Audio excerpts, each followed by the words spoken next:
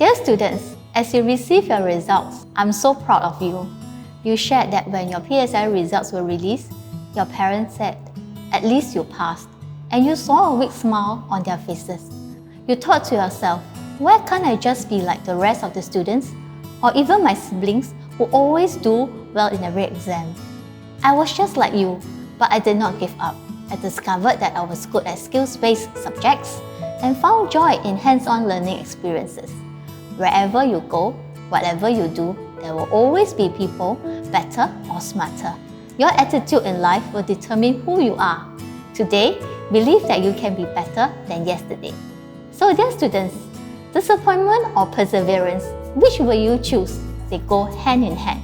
With grit and courage, define your own success and what it means for you.